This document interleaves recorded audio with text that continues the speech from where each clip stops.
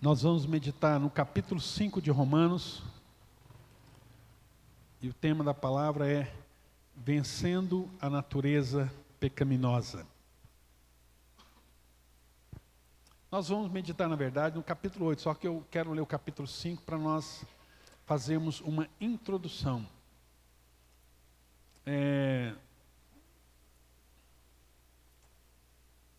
Nós vamos ler a partir do versículo 12. Romanos 5, 12, diz assim: quando o pecado entrou no mundo por meio de um homem, então preste atenção, aprenda a ler a Bíblia meditando na Bíblia. Olha o que a Bíblia está dizendo. O pecado entrou no mundo, quando o pecado entrou no mundo por meio de um homem. O pecado entrou na raça humana inteira. É como se fosse um vírus que Adão pegou, e esse vírus, ele transmitiu para toda a sua descendência. O pecado dele, o pecado de Adão, trouxe consigo a morte a todos os homens, porque todos pecaram. Ou seja, a partir do momento que Adão pecou, ele morreu espiritualmente, e ele passou como consequência esse vírus do pecado a toda a sua descendência. Por isso que todos pecaram. Por que todos nós pecamos? Porque todos nós estávamos no lombo de Adão, podemos dizer assim, no lombo de Adão. Então, todos nós estávamos em Adão, e quando Adão pecou, todos nós pecamos. Isso porque ele é o representante da raça. Às vezes você acha assim, poxa, mas isso não é justo. Mas isso permanece até hoje. Por exemplo, quando um pai de família toma decisões erradas, toda a família arca com as consequências. Quando um pai, por exemplo, decide trilhar no caminho do alcoolismo, a família inteira padece. Quando você tem um rei, um presidente da república, e esse cara, como nós vemos muitas vezes nas histórias bíblicas, de reis cruéis, toda a nação padece. Aí você fala, mas eu não tenho culpa. Mas esses caras estão lá, eles tomam decisões em nossos lugares. Então, isso é uma lei universal. Então, quando Adão pecou, todos nós pecamos, nós arcamos com as consequências do pecado de Adão. E aí o versículo 13 diz assim: assim, o pecado já existia no mundo antes mesmo do advento da lei. Antes de houver mandamentos, não peque, não roube, não furte, não mate, não cobice, antes que houvesse qualquer mandamento, o pecado já existia. Então o pecado aqui, ele é anterior aos mandamentos, à lei, não aos princípios, mas à lei, os mandamentos. E aí ele continua, assim o pecado já existia no mundo antes mesmo do advento da lei, mas não podia ser levado em conta, uma vez que a lei não fora dada. Então, se não havia lei, não havia pecado, Até hoje, no meio jurídico é assim, não há crime se aquilo não estiver prescrito, não estiver escrito no Código Penal. Todavia, a morte, presta atenção, todavia, ainda que não houvesse mandamentos, lei, todavia a morte reinou desde o tempo de Adão até o tempo de Moisés, quando foi dado os mandamentos, mesmo sobre aqueles que não pecaram como Adão. Tipo assim, eu não pequei, eu não tenho nada a ver com isso, mas é a consequência do pecado do nosso pai Adão. E ele diz mais: quando ele desobedeceu à ordem de Deus, na verdade, Adão era uma figura daquele que haveria de vir. Então, há uma boa notícia aqui. Adão também, ele é um tipo de Cristo. Ele prefigurava a figura de Cristo. Vamos ler mais para nós explicarmos isso melhor. E também não há comparação entre o pecado do homem e o perdão de Deus. Pois este único homem, Adão, trouxe a morte para muitos por meio do seu pecado. Ele é o responsável por trazer a morte, a natureza pecaminosa. Ele é o cara que passou para nós esse vírus, esse gene do pecado, que desde criancinha nós já nascemos inclinados para o pecado. A criança, ela é inclinada à desobediência, a fazer as coisas erradas, a mentir, a todo tipo de travessuras. Faz parte da natureza humana. E ele diz que, porém, este outro homem, Cristo, ele está comparando Adão com Cristo, né? Trouxe perdão para muitos por meio da graça divina. Então presta atenção, porque Adão é um tipo de Cristo. Porque através de um só homem entrou o pecado, Adão. E através de um só homem, Cristo, entrou a salvação, o perdão de todos os nossos pecados. Da mesma forma que nós recebemos a maldição por meio de Adão, nós também recebemos a bênção através da morte de Cristo Jesus. Então, Cristo, um único homem, morreu e nós recebemos o dom da vida eterna. Preste atenção. Eu vou ler de novo, há uma palavra aí que talvez você tenha notado, talvez não. Vou repetir o versículo 15 de novo.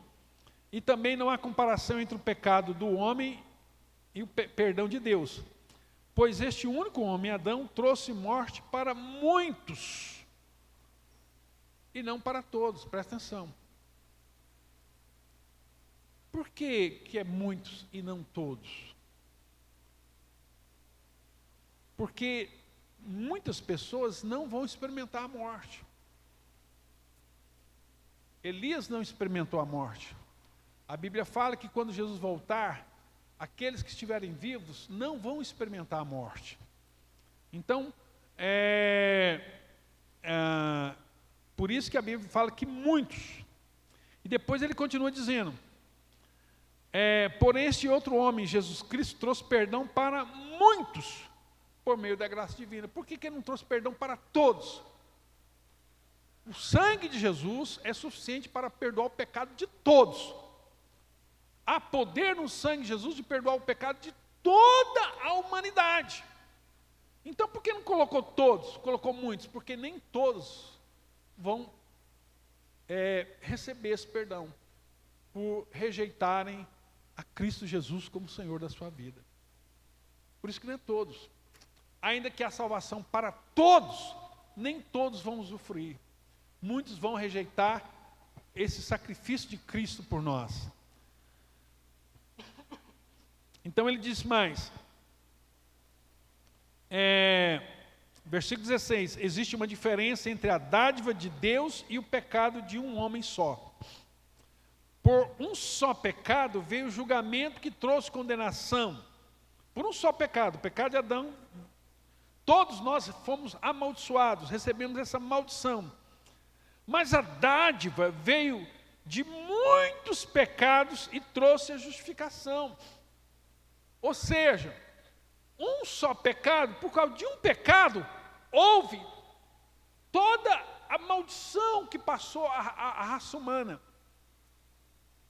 Mas a salvação é diferente, porque juntou os pecados de todos nós, o pecado de toda a humanidade, em todos os tempos, todas as eras, e os pecados de todos foram colocados em Cristo, na cruz.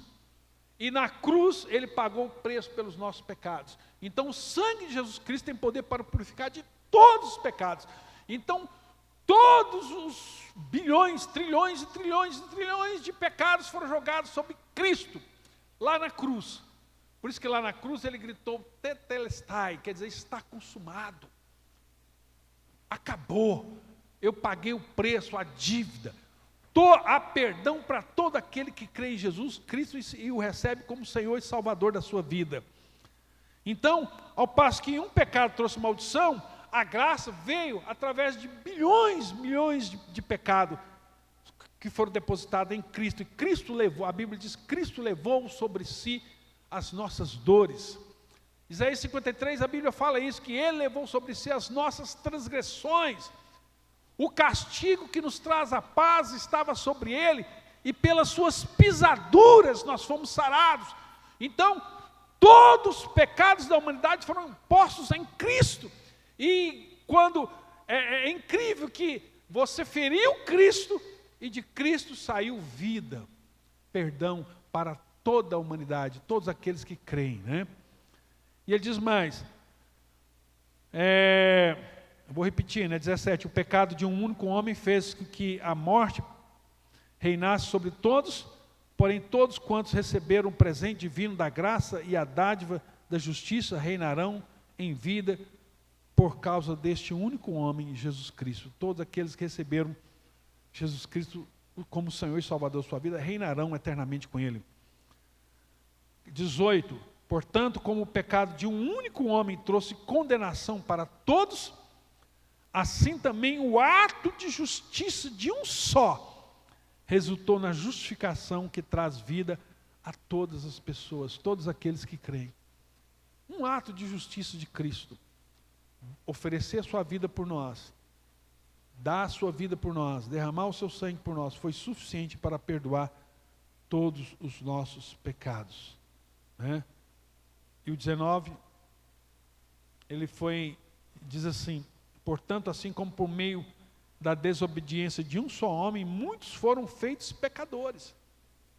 Olha aqui, é o único versículo na Bíblia, é o único lugar na Bíblia que fala como é que o homem se tornou pecador. Ele está dizendo que por causa da desobediência de um só homem, muitos foram feitos pecadores. Não Cristo. Assim, por meio da obediência de um só homem, muitos serão feitos justos.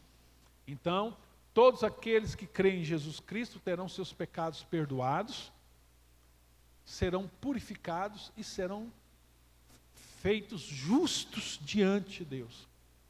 Então, quando Deus olha para mim, quando Deus olha para você, Ele nos vê perdoados, Ele nos vê sarado, Ele nos vê purificado, porque o sangue de Jesus Cristo está sobre as nossas vidas.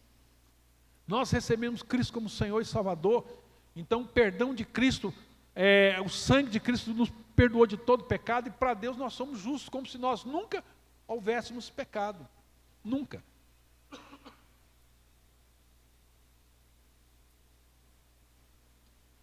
É isso que a morte de Cristo fez por nós. Muitos foram feitos pecadores, assim, por meio da obediência de um só. Muitos foram feitos pecadores, assim como por meio da obediência de um só homem, muitos serão feitos justos. A lei foi dada a fim de que todos pudessem perceber os seus pecados. Então, o que a Bíblia está dizendo? Que os mandamentos foram dados para que eu e você pudéssemos, olha só o que ele está dizendo, versículo 20. A lei foi dada a fim de que todos pudessem perceber os seus pecados. Então, quando a Bíblia fala assim para nós, não matarás, não furtarás, não roubarás, não dirás falso testemunho, não mentirás. Quando a Bíblia fala essas coisas, não é que a Bíblia está falando para a gente obedecer esses mandamentos. A questão primeira não é essa. É porque o texto está dizendo, leia com atenção, esse mandamento foi dado para que você pudesse entender que você não dá conta, humanamente falando, você não dá conta. Nós não damos conta, irmãos, humanamente falando, eu e você, nenhum de nós, não há ser humano nessa terra que dá conta de cumprir os mandamentos da palavra de Deus, nenhum de nós. Todos somos pecadores, todos pecados destituídos estão da glória de Deus. Então, humanamente, nenhum de nós dá conta. Então, o texto está dizendo que a lei foi dada a fim de que todos pudessem perceber os seus pecados. Que eu pudesse vê, olha, Senhor, eu não dou conta de cumprir isso. Senhor, isso é mais forte do que eu. Por isso que tem pessoas, né, você nota, por isso que nós não podemos exigir de pessoas que não são cristãs, um comportamento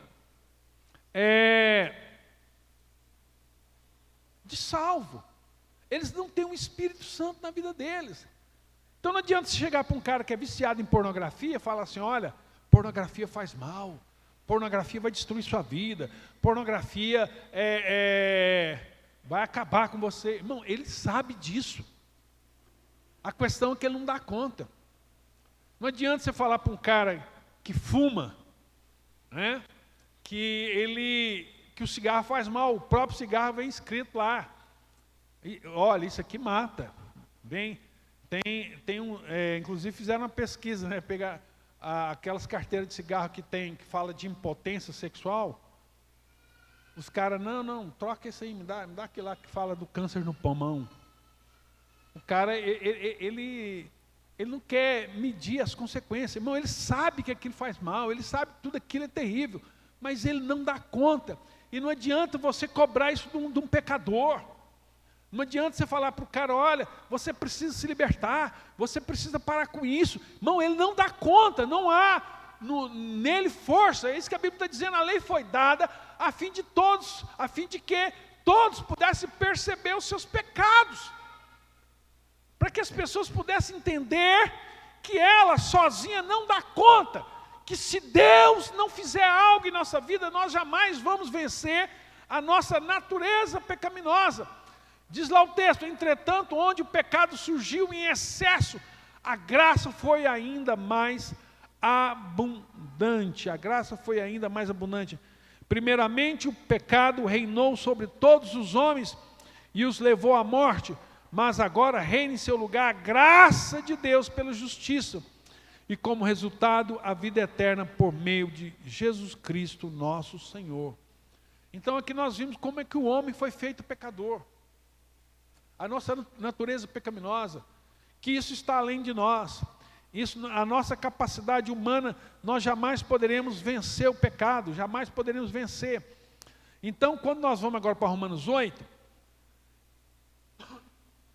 e Romanos 8 vai nos ensinar a vencer essa natureza pecaminosa. Diz assim, portanto agora já não há nenhuma condenação para aqueles que pertencem a Cristo Jesus. A partir do momento que eu entreguei minha vida para Jesus, agora, toda a condenação acabou. A maldição não tem mais domínio sobre a minha vida. Portanto, o poder do Espírito doador da vida, e eu recebo este poder por meio de Jesus Cristo.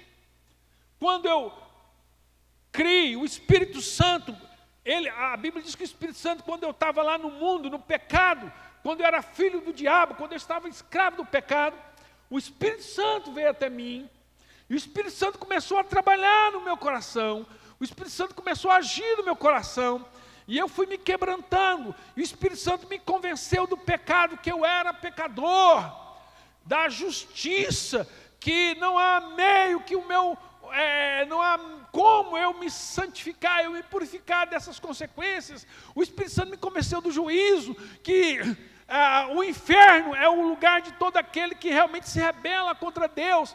E aí o Espírito Santo gerou em mim arrependimento. Então o arrependimento é uma obra do Espírito Santo, não é eu que decido me arrepender. Não, a Bíblia diz que é Deus que dá o arrependimento. Então o Espírito Santo veio e deu arrependimento, e eu criei.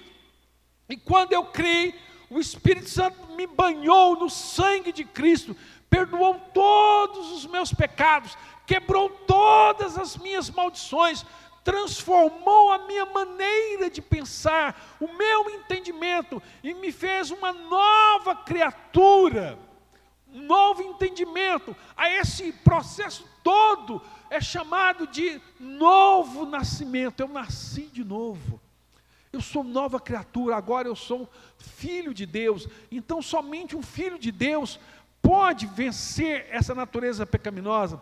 O versículo 2 que eu li para vocês diz assim: portanto, o poder do Espírito doador da vida, e eu recebo esse poder por meio de Cristo Jesus, livrou-me da lei do pecado da morte. Ou seja, essa maldição, Essa natureza pecaminosa não tem mais domínio sobre minha vida. Não estamos salvos, nós não estamos a salvo das garras do pecado só pelo fato de conhecermos os mandamentos de Deus. Não é porque você leu a Bíblia e você sabe que está errado, que isso seja suficiente. Não é suficiente só conhecer.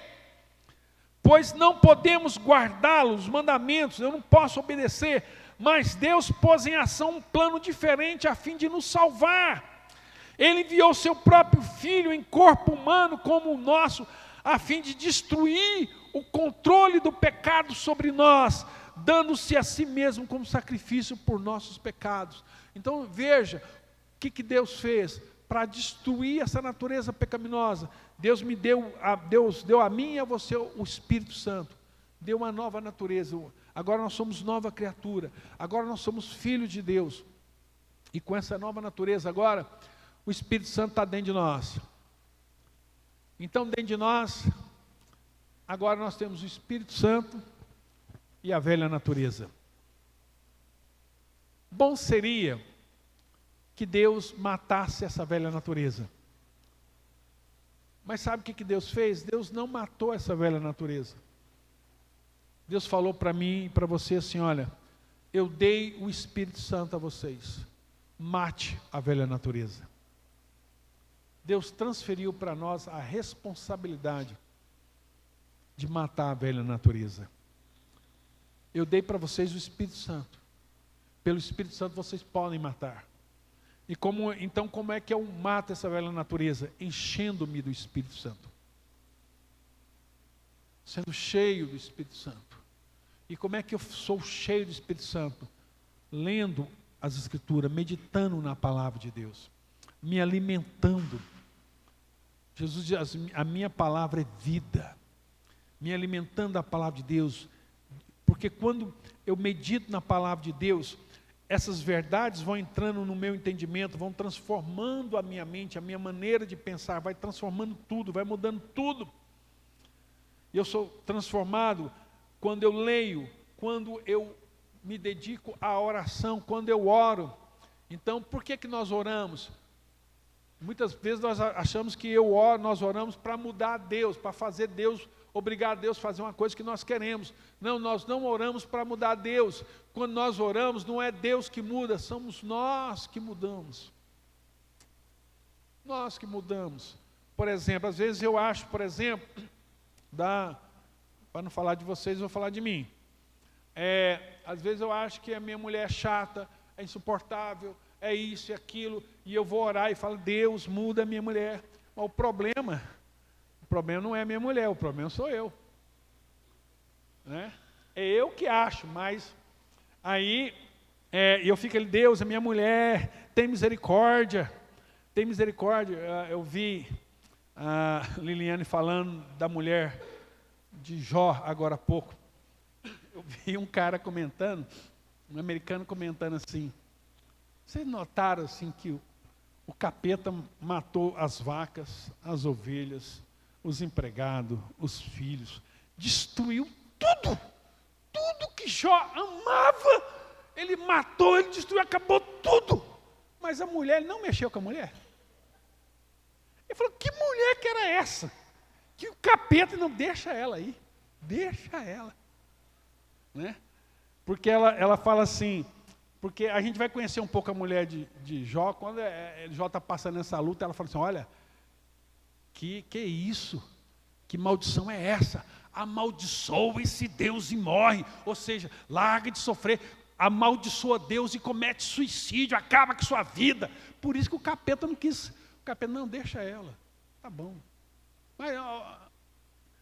Mas alguém falou assim, capeta, olha lá a mulher de Jó lá, olha lá. Não, deixa ela, tá bom. Né? É apenas uma consideração. Então, mas voltando aqui para o exemplo, às vezes eu tenho assim, eu começo a orar e jejuar pela minha esposa. Eu vou fazer uma campanha para o meu marido, eu vou fazer uma campanha para a minha mulher, e vou orar, oh Deus, tem misericórdia dessa mulher, meu Pai, tem misericórdia desse homem, e estou ali, e oro, e jejuo, e tudo mais. E sabe o que Deus faz? A oração não muda o outro, a oração muda a mim. E aí Deus vai me transformando a imagem dele. Eu começo a olhar para minha mulher, eu, você, todos nós, como Cristo olha. E de repente eu começo a ver que o meu amor está aumentando, a minha paciência. E eu estou vendo que o problema não é ela. E às vezes eu acho que ela mudou. Mas na verdade quem mudou fui eu. Eu estou sendo transformado, então a oração muda a minha vida, né? A palavra tem esse poder de mudar, a oração, o jejum, o louvor, o tempo que eu estou adorando, que eu estou louvando, que eu estou meditando a palavra. Todas essas ferramentas, essas disciplinas espirituais, são chamadas de disciplinas espirituais. O jejum, a oração, a meditação na palavra, a oração, o louvor, a adoração, são disciplinas que eu tenho que colocar em prática. Então, e essas disciplinas transformam a minha vida. Diz o texto aqui, continuando, o versículo 4 agora. Assim agora podemos obedecer às leis divinas se seguirmos o Espírito Santo e não mais obedecermos a velha natureza pecaminosa que está dentro de nós. Então, Deus me deu o Espírito Santo e falou: Júlio, acaba com ela, mata ela, destrói ela. Então é responsabilidade minha. A santificação, a salvação é uma ação exclusiva de Deus, mas a santificação é algo que Deus vai pegar na minha mão e falar: vamos lá, vamos lutar junto. É junto, é eu e você.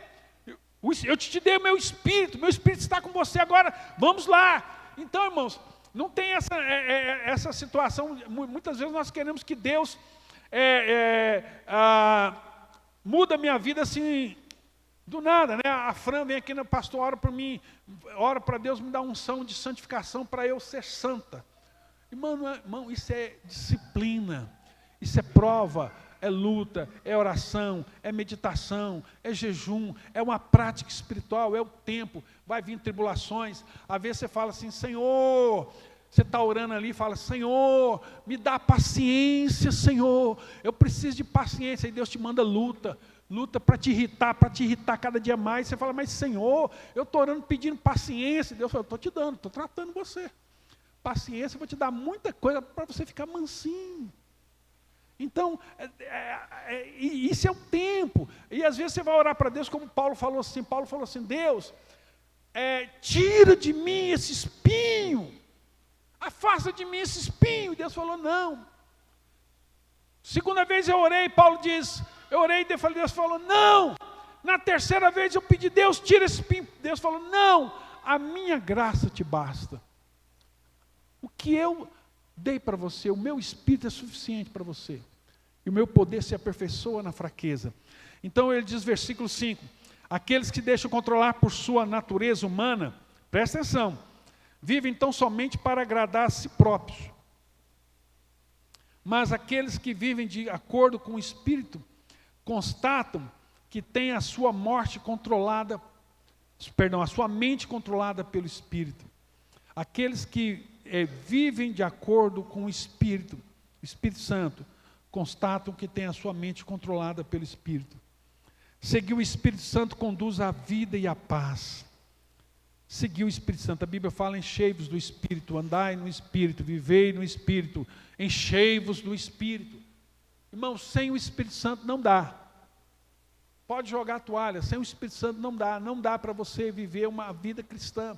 Você não vai vencer o pecado, você não vai vencer a ira, você não vai vencer a inveja, você não vai vencer nada na sua vida. Sem o Espírito Santo, você não consegue. Só o Espírito Santo de Deus que pode te dar força para você vencer todas essas coisas. É Deus em nós, é Cristo em nós, esperança da glória. Seguir o Espírito Santo, versículo 6, conduz à vida e à paz, mas seguir a velha natureza leva à morte, porque a velha natureza pecaminosa dentro de nós é inimiga de Deus. Dentro de mim, dentro de você tem um troço aí, um gene de Adão que está aqui ainda, irmão. E nós só vamos libertar desse troço quando Jesus vier e transformar o nosso corpo. Mas nós vamos ter que conviver com isso aqui. Por isso que eu tenho que orar e jejuar o tempo inteiro, buscar e meditar. Porque dentro de mim tem um monstro, uma natureza pecaminosa, que Deus falou: julga. domine, subjuga. Foi o que Deus falou para Caim. Quando Caim queria matar Abel, Deus falou para ele: olha, o inimigo jaz à porta, como Tiago diz, como um leão ao seu derredor. E Deus falou para Caim: mas cabe a você dominá-lo. Cabe a mim e a você dominar a vontade. Não adianta você vir com esse argumento: mas eu não dou conta, mas a carne é fraca. Irmão, é oração, é jejum, é busca da presença de Deus. Buscando a presença de Deus, fala: Senhor, tem misericórdia de mim. Como Davi um dia descobriu que ele tinha um problema seríssimo na área da sexualidade.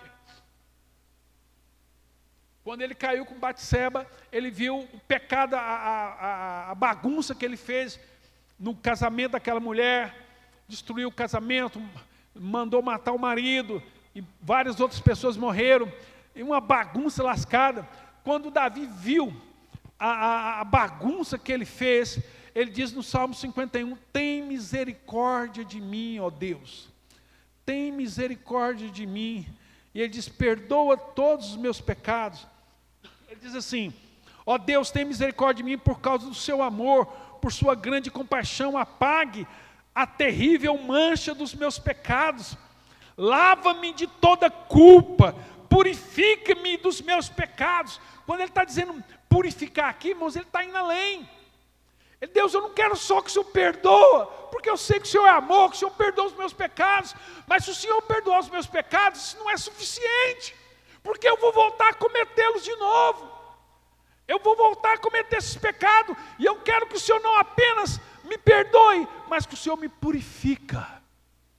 Arranca de mim essa paixão horrível que eu tenho, essa coisa horrível que eu não respeito nem mesmo uma mulher casada, eu não respeito a mulher do meu amigo, né?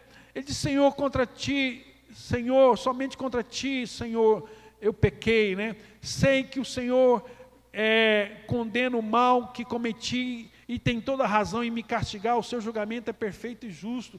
Então, clamando a Deus para nos purificar. Isso é santificação, isso só o Espírito Santo pode fazer. E ele continua mais, dizendo aí, versículo de número 8, é por essa razão que aqueles que ainda estão sob o controle da própria natureza pecaminosa não podem agradar a Deus. Quem vive na carne não pode agradar a Deus, não pode viver uma vida que agrada a Deus. Vocês, porém, não são controlados pela natureza humana. Presta atenção. Vocês, porém, não são controlados por essa natureza humana.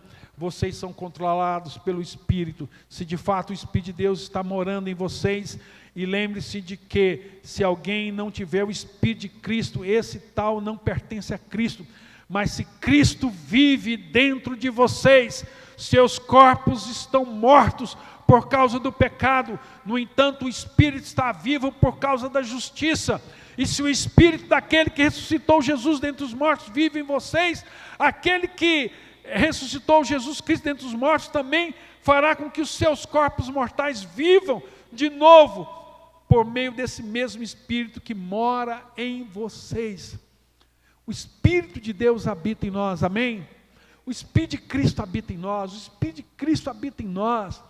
O que vai fazer o meu casamento transformar? O Espírito Santo. O que vai fazer com que eu mude? O Espírito Santo. A minha família seja transformada? O Espírito Santo. O que vai fazer com que as coisas na minha vida todas sejam transformadas? O Espírito Santo. O Espírito Santo te ajuda em todas as coisas. Em todas as coisas o Espírito Santo vai te ajudar. É o papel dele. Jesus diz: não se turbe vosso coração. Crede em Deus, crede também em mim. Na casa do meu pai há muitas moradas, se não fosse assim eu não vou teria dito, pois eu vou preparar o lugar, e quando eu for e vos preparar o lugar, virei outra vez para vós, para que onde estiver, vós estejais também. Então, a Bíblia fala que o Espírito Santo nos guiará em toda a verdade, o Espírito Santo que nos conduz. Nós precisamos de uma vida cheia do Espírito Santo. Ele diz no versículo 12, portanto, irmãos, vocês não têm para com... Presta atenção. Portanto, irmãos, vocês não têm para com a velha natureza pecaminosa qualquer obrigação de fazer o que ela lhes pede. Pois se vocês continuarem a seguir essa natureza pecaminosa, estão perdidos e perecerão. mas se a destruírem, juntamente com suas obras más, por meio do poder do Espírito, vocês viverão. Como é que eu mato a velha natureza? Pelo poder do Espírito Santo. Espírito Santo, feche seus olhos. Eu sinto de orar com vocês aqui agora. Pai, em nome de Jesus, nós precisamos do Teu Espírito, Senhor. Nós precisamos mais de Ti, mais do Teu Espírito, mais da Tua graça, mais da Tua unção. Enche-nos do Teu Espírito, Senhor, enche-nos do Teu Espírito, enche-nos, transforme a nossa vida, para que possamos mortificar a nossa natureza pecaminosa, subjugar a nossa carne, e sermos mais do que vencedores, em nome do Senhor Jesus. Ele diz mais, mas se a destruírem juntamente com as suas más obras, por meio do poder do Espírito Santo, vocês viverão. Porque todos, versículo 14, porque todos que são dirigidos pelo Espírito de Deus, são filhos de Deus. Amém?